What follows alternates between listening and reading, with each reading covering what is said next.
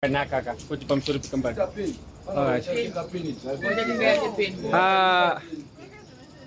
Pfekei mamaski enyu. Vanhu palife vanonetsa.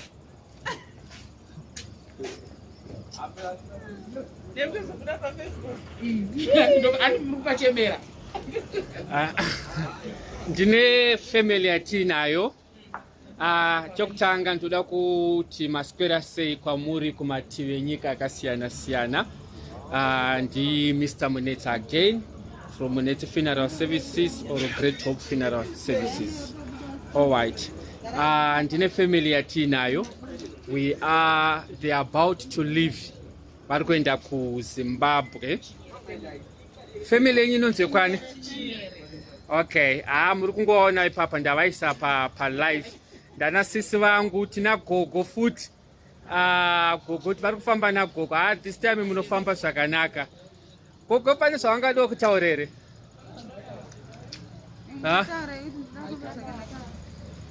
Oh, gogo hamuna zvekutaura?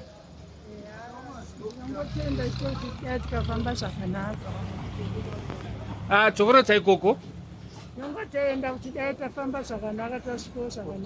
Anditi. So far gogo pamabva kuZimbabwe kuCape Town mafamba zvakanaka here. So far na driver maminai.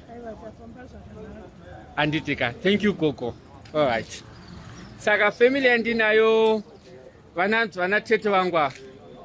Mungada kutaura muri pa live pa page inonzi pa SIS MELLY Diaries. SIS MELLY Diaries ine vanhu vakasiyana siyana venzvimbo dzakasiyana siyana vari muSouth Africa, vari muZimbabwe, vari kuUK, America, Canada, every vakabata kwese. Hanzvadzi dzangu idzi ndo vari kufamba nagogo. Mushakafu anonzi nizita, mungade kutaurere? Okay, muna sisi tarisai. All right, okay.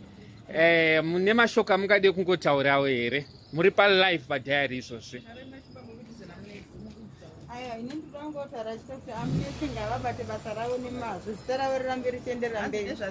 Munogona henyu kubvisa mask muda kutaura. Aiwa taurai zvese. Bvisei henyu mask kana muda kutaura. Taurai henyu zvese. Zvamuda kungotaura. Taradzika mukoma wangu wedu panzvimbo yake yakanaka yakasarudzirwa naMwari. Ndo zvatoda kungotaura hangu. Ashaika ndiani wenyu? Ashaika mukoma wangu, sisi wangu.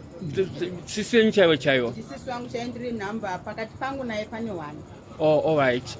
Vangu vakaroorwa here vasiya vana here kana kuti? Vanga vakaroorwa vasiya vana vavo 5.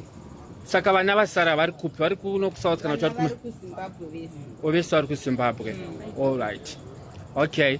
Nemuatete, as I said kuti muri pa life, ndoda kuti mufambe zvakanaka, muwane good service. Handidi kuti clients angu ari kuchema ange ane problem road. Handichabvumirana kuti muchafamba zvakanaka. Driver aripo, kana muchifamba munofamba as a family. Handiti. Hapana mwada ngotaurere shoko rekupedzisirawo. Ko munosimbisoka company nayo kuma musadaro komana. Muri hama dzangu makandinetsa vanimi. Mamusikadoti boti ende kusina.